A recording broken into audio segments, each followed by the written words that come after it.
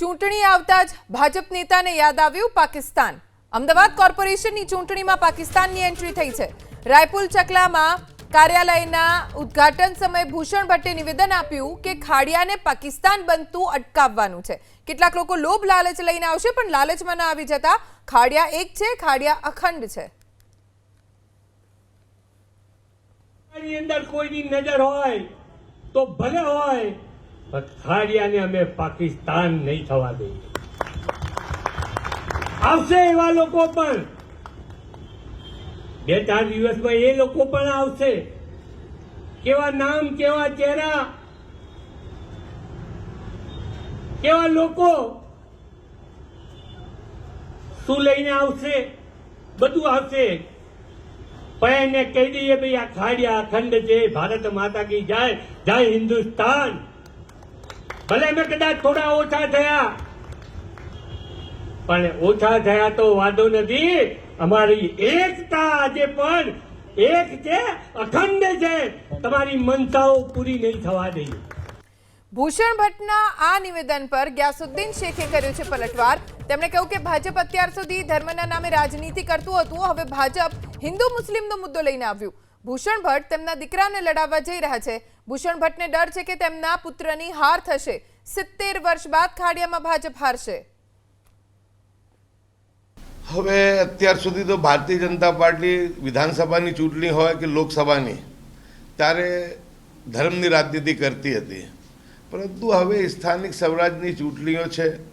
શહેરના વિકાસની વાત કરવાની હોય, પોતાના વિઝનની વાત કરવાની હોય, પરંતુ આ જે સ્થાનિક સ્વરાજની ચૂંટણીની અંદર પણ હવે હિન્દુ મુસ્લિમનો મુદ્દો લઈ આવ્યા છે।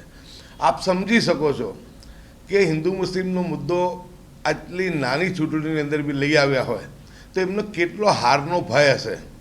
અને ભારતીય જનતા પાર્ટીને એવું લાગે છે કે આ વખતે ખાડિયાની 4 સીટ, દરિયાપુરની 4 સીટ, શાહપુરની 4 સીટ, એટલે 12 સીટ ભારતીય જનતા પાર્ટી હારવા જઈ રહી છે। મારા શબ્દો આજે રેકોર્ડ કરી રાખજો, તમને 28 તારીખે કામમાં આવશે। એટલે કોઈક જગ્યા કોંગ્રેસ પાર્ટી હિન્દુ મુસ્લિમની વાત કરતી નથી, પરંતુ હાર ભાડી ગયેલા, કેમ કે બહુ ભૂંડી રીતે ભૂષણ ભટ્ટ હાર્યા છે જમાલપુર ખાડિયા।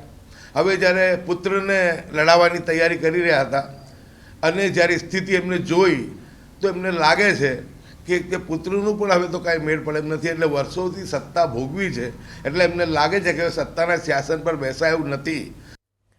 તો ભૂષણ ભટ્ટના નિવેદન ઉપર ઇમરાન ખેડાવાલાએ પ્રતિક્રિયા આપી અને કહ્યું કે ભૂષણ ભટ્ટ જીત માટે હવાતિયા મારી રહ્યા છે। કોઈ મુદ્દો નથી એટલે પાકિસ્તાનનો મુદ્દો લાવ્યા, વિકાસના મુદ્દા નથી એટલે ધર્મના નામે રાજનીતિ કરી રહ્યા છે। ભૂષણ ભટ્ટ 2 વખત ખાડિયામાં હાર્યા હતા। અમદાવાદ મ્યુનિસિપલ કોર્પોરેશનના ઇલેક્શન છે, આ કોઈ સંસદ કે વિધાનસભાના ઇલેક્શન નથી। જે રોજબરોજની સમસ્યાઓને લગતા ઇલેક્શન છે, પરંતુ અત્યારે મને જે પ્રમાણે ભૂષણ ભટ્ટનું જે મેં સ્પીચ સાંભળી તો મને એવું લાગી રહ્યું છે તેઓ હવાતિયા મારી રહ્યા છે। કેમ કે જે પ્રમાણે તેમને મને એમના પરિવારમાંથી કે કોઈને ટિકિટ કોર્પોરેશનની અપાવી છે, એટલે અત્યારે એમને પાકિસ્તાન દેખાઈ રહ્યું છે। એમના પાસે બીજા કોઈ મુદ્દા નથી। હિન્દુ મુસ્લિમની રાજનીતિ કરે છે, પાકિસ્તાનની રાજનીતિ કરે છે, આતંકવાદની રાજનીતિ કરે છે, એવા સ્ટેટમેન્ટ આપીને એ પોતે લાઇમલાઇટમાં રહેવા માંગતા હોય એવું મને લાગી રહ્યું છે। અત્યારે એવો કોઈ પરિસ્થિતિ નથી। ગુજરાતના અંદર 30 વર્ષથી સરકાર છે, પરંતુ આજે ભારતીય જનતા પાર્ટીની 30 વર્ષથી સરકાર છે, છતાં પણ 2 દિવસ પહેલા જ ભૂષણ ભટ્ટે પત્ર હર્ષ સંઘવીને લખ્યો કે જબરજસ્તી પોલીસ હિન્દુઓના મકાન ખાલી કરાઈ રહી છે રાયખડ વિસ્તારના અંદર। ત્યારે મને એવું લાગી રહ્યું છે કે ભૂષણ ભટ્ટને પોતાના ભરોસો નથી પોતાની સરકાર પર કે એમના પોલીસ તંત્ર પર, કે ગુજરાતના અંદર તમે 30 વર્ષથી શાસનમાં છો, તમારે પત્ર લખવો પડે કે પોલીસ જબરજસ્તી મકાન ખાલી કરાવતી હોય। ત્યારે આવા નિવેદનો અને આવા પત્રથી મને એવું લાગી રહ્યું છે કે ગુજરાતના અંદર જે શાસન છે, જે સરકાર છે, જે પરિસ્થિતિમાં અત્યારે જે લોકો નિવેદનો કરી રહ્યા છે, તો એના અંદર સ્પષ્ટ લાગી રહ્યું છે કે આ લોકો અત્યારે એમના પાસે બીજા કોઈ વિકાસના મુદ્દા નથી। અત્યારે ફક્ત ધર્મની રાજનીતિ કરી રહ્યા છે અને આ રાજનીતિથી તેઓ ફાયદો ઉપાડવા માંગી રહ્યા છે।